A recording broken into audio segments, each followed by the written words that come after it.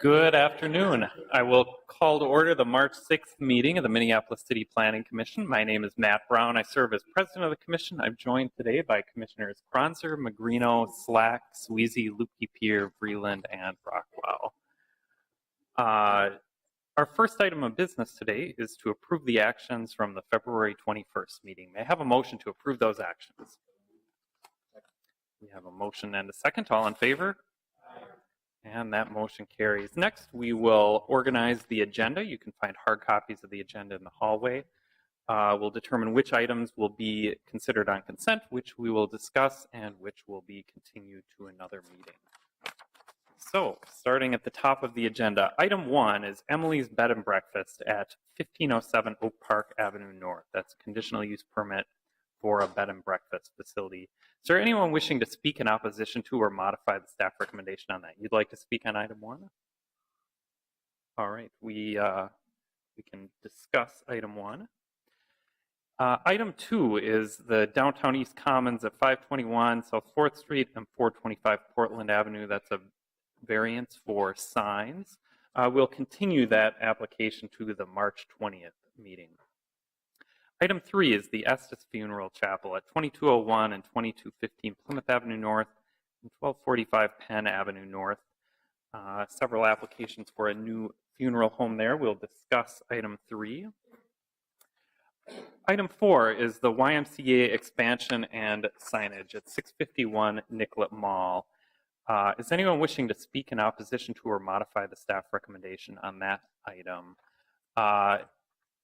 I will note that several of those applications have been withdrawn, so the staff recommendation has been revised to only recommend approval on the site plan review. The applications related to the dynamic sign have been withdrawn. Again, is there anyone wishing to speak in opposition to or modify the staff recommendation on that item? Seeing no one, we'll put item 4 on consent.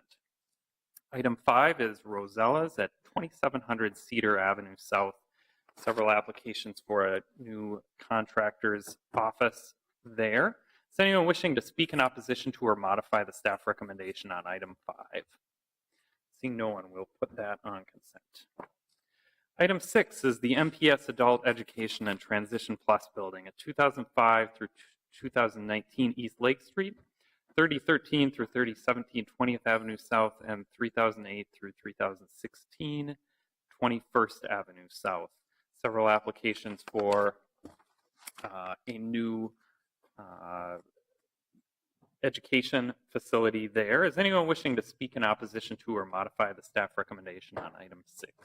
Commissioner Slack, you'd like to discuss item 6? All right. Oh, you'd just like to make a comment right now?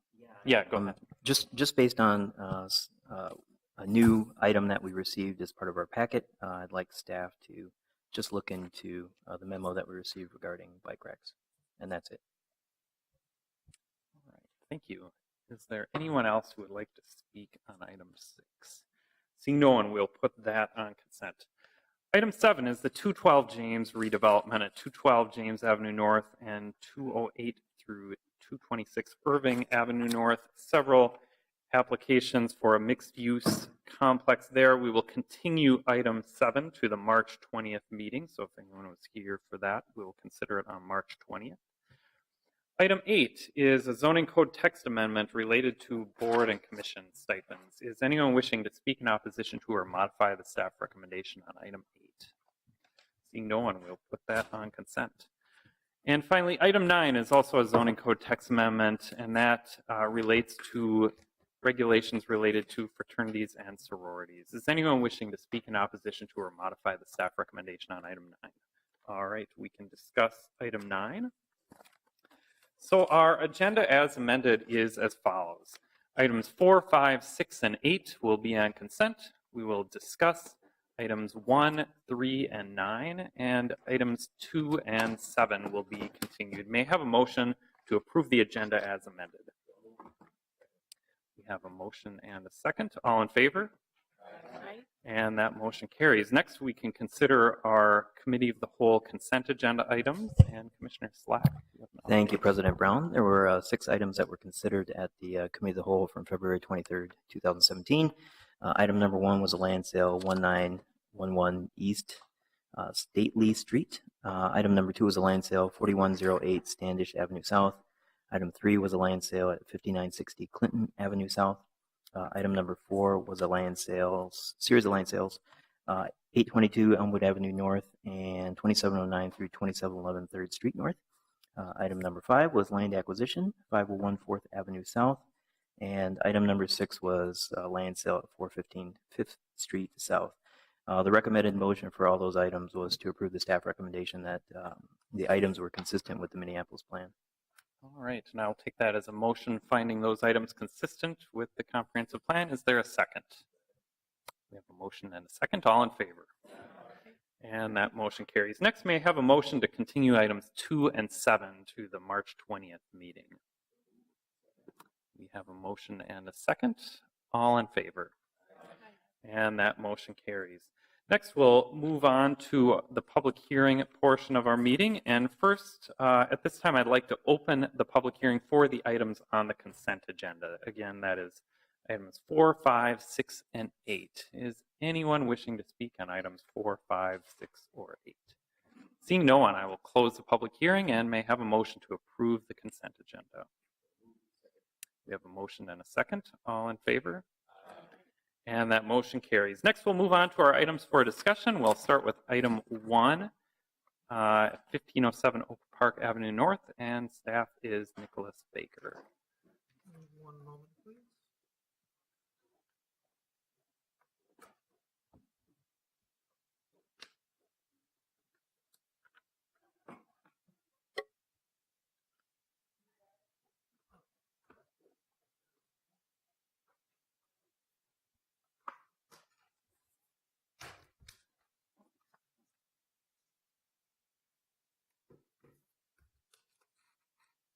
To improvise here. Evening, Mr. Chairman, Commissioners. My name is Nicholas Baker, City Planner with CPED. The item before you is a conditional use permit to open a bed and breakfast home at 1507 Oak Park Avenue North in the R4 multiple family district. This is a lot, about 13,000 square feet at the intersection of Oak Park and Irving. Has a designation of urban neighborhood in the long-range plan. Staff analyzed the application with regard to the 6 required conditional use permit findings, as well as the specific development standards for the opening of a bed and breakfast. And let's see, I can show.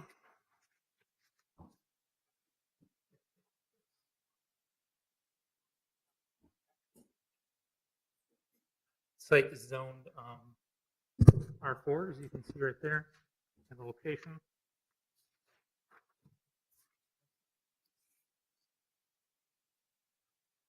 As well as photos of the surrounding context. As I mentioned, staff analyzed this application with regard to the 6 required findings, as well as the specific development standards required. Staff found that the application met each of the 6 required findings, as well as the specific development standards required. And staff is recommending approval with one condition, that just being that the conditional use permit is recorded within 2 years of approval. Do I have any questions? All right. Are there any questions of staff? Commissioner Lukey-Peer. Yeah, hi. This is kind of we don't see a lot of bed and breakfast, so I'm sorry, I just have some questions. One would be, what differentiates a bed and breakfast from a boarding house? And the second would be, is there any requirement for bathrooms count and bedroom count? Because any bed and breakfast I've known has always had a bedroom or bathroom attached to each bedroom, but this one only has 3 bedrooms and 2 baths total. So I'm wondering kind of how that all works, just from an educational standpoint for us. That is not among the zoning requirements for a bed and breakfast. And how does it differentiate it between that and a boarding house? See if I can bring up the requirements. And I assume Mr. Baker, from a licensing standpoint, a lodging type license is required for a bed and breakfast versus a boarding house, which would be a rental license. So that would be one. Yes, it is also distinction. a specific bed and breakfast license.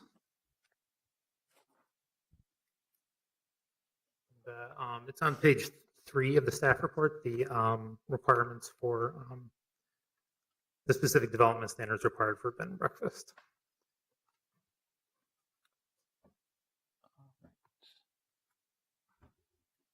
Are there any further questions of staff, or Commissioner Lupi-Pierre, you have your answer? All right. In that case, I will open the public hearing on this item. Is the applicant here? Yes. Is there anything you would like to add to the staff presentation? Other than what Nicholas has said, there's nothing else. Okay. All the information is in the application. Okay. I believe we have at least one speaker here, and if you'd like to come to the microphone and state your name and address for the record, that would be great. My name is Mary Britt, and I live at 1512 8th Avenue North, which is down the alley from that address. My first question is there a relationship between Nicholas Baker and Emily Baker Orr? All right. Mr. Wittenberg. Commissioners, I asked that question immediately when I assigned the project to Mr. Baker, and there's not a relationship. Okay. My second or some additional concerns are this house was the previous occupants for this house that lived there over 30 years. They were a single family, and that home is really set up to be a single family home. And I'm not sure what value will be added to the neighborhood. The house directly across the alley from this home has been a problem home for years, and there's a lot of traffic up and down the alley. And one of the reasons the previous occupants decided to sell and leave was because of the number of times their CenturyLink box was mowed over, the activities of all the times of the day and night, and their fence coming down. I noticed that there's a part of the fence that's down now also at this residence. But that problem house, there was a lot of, the sheriffs actually had to come and remove the individuals from that home. That's now been taken care of, and that house is being worked on. But it feels like we can't get the neighborhood back if now we're going to have a lot of traffic. There isn't really going to be good parking. There's a small little park across the street from this residence, Oak Park Square. And I guess I'm wondering, is the intent to make it a bed and breakfast, or is the owner going to live in the residence? I've talked to a number of our neighbors. They weren't able to make it today. One is elderly, one has been diagnosed with ALS and isn't able to make it, but we're just trying to make this a good neighborhood to live in, and it feels like we can't ever get things coordinated. Every time we make one step forward, then it's another surprise. But I don't know if the new owner intends to actually live in the home, or if that's a requirement.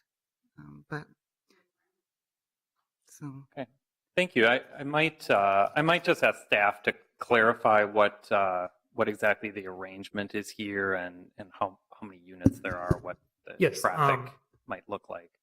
That is among the requirements for operation of a bed and breakfast. The owner is required to maintain their primary residence at the address, and they also have to be residing on site at the address at all times while the use is in operation. So that will be required. All right, thank you. Are there any further questions? Commissioner Lupi-Pierre? Yeah, so I did just have a question, because one of the conditions that you put up, number 4, is that it has to have a minimum of 2,000 square foot of habitable residential floor area. I can't figure out from the plans, because they're really not what we normally see for floor plans for a dwelling. It looks as though the floor plans don't actually sync up with the measurements for the house that are given on their dimension site plan. It's actually a lot different. And even when I take the calculations, it doesn't top 2,000 for the habitable floor area. So can you explain how we established that that one was met? Because I don't see anything that would lead that shows that that is being met, and I just wanted to make sure. According to our property records, the habitable square footage was over 2,000 square feet. Habitable or just total? Habitable. So it did not include the unfinished basement. So, okay, because it's just a 2-story house, right? Correct. Because the floor plans don't add up to that they submitted, at least not from my calcs. That I based my calculations on our the city's property records. Okay. Okay, are there any further questions? And is there anyone else who would like to speak on this item? Seeing no one, I'll close the public hearing. And commissioners, we just have the one application before us, the conditional use permit. Are there any further questions, or would someone like to start us off with a motion?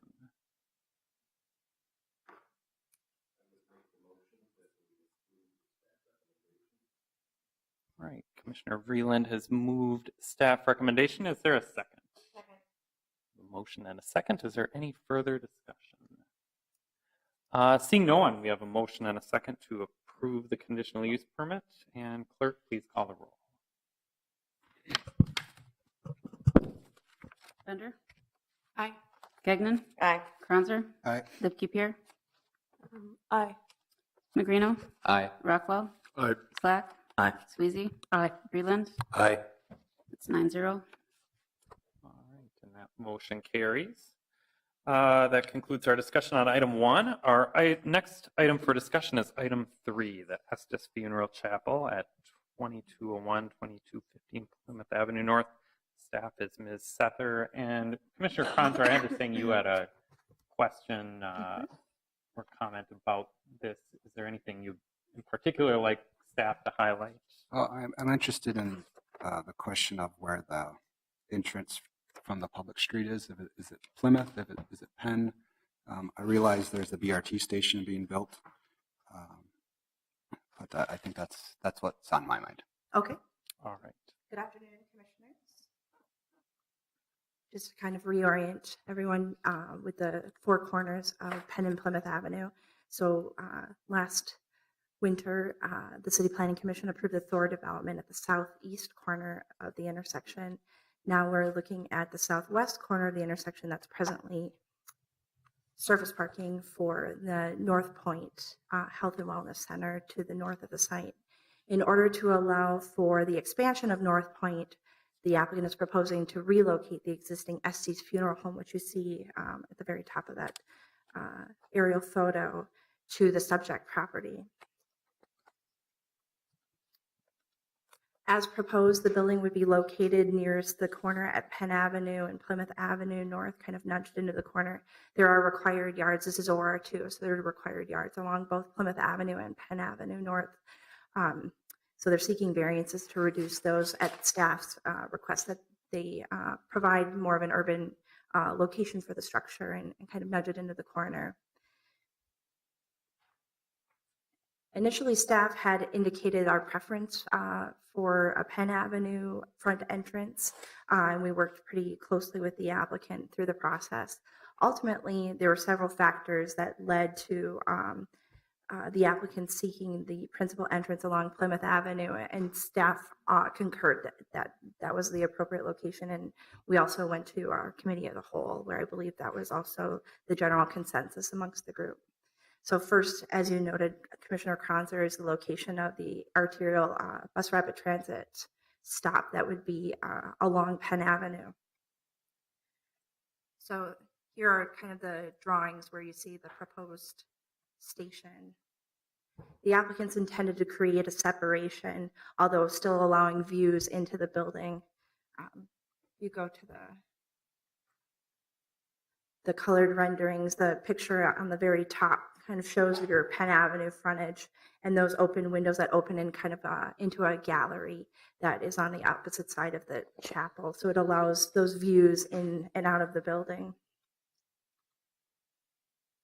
Additionally, with the future LRT station, Plymouth Avenue is expected to have much higher levels of transit than it currently has presently. So with a combination of the location of the BRT stop, the fact that Plymouth Avenue it's not just a side street, it's also a community corridor, so we anticipate high levels of traffic. And then some of the preliminary plans that we've seen for the North Point Health and Wellness Center, the doors will actually match up street to street. So you'll be able to kind of complete that intersection with Urban League at the north east corner, and then North Point coming down at the northwest corner. So those were the reasons why ultimately staff found that the proposed entrance was in the appropriate location. In this case, they're not seeking alternative compliance. If they chose Plymouth or Penn, it still would meet the zoning code requirements. I can take any questions, and the applicant is also here to perhaps provide additional feedback if you like. All right, Commissioner Lukey-Pierre. Hi, Shanna. I had two questions. Number one, given that the entrance is as long, I actually don't have a problem with it being along Plymouth, but given that it's there, is there been any talk about maybe having something to distinguish it as a primary entrance, since it kind of seems to be really flush with the building, and normally we'd want something to indicate this is where you enter. This is my first question. And my second question is, could you just briefly go over, I know we gave a lot of feedback at committee of the whole, what changed since then? Because I can't tell a whole lot is different. So anyway, if you could do that, it'd be super. Okay, sure. So first, to kind of identify the principal entrance along Plymouth Avenue, they've provided the canopy that's consistent with the architecture of the structure, and it has the walkway up to the principal entrance. If we go back to the floor plan, here, actually. Here, the picture at the bottom is the south elevation. I'll show you that first before the floor plan. So you can see that principal entrance is open with glass and windows. Off to your left are some of the office spaces, and then meeting rooms off to your right. So it is appear to be. So there is a canopy. It's just hard to see on maybe our prints because it doesn't. Okay.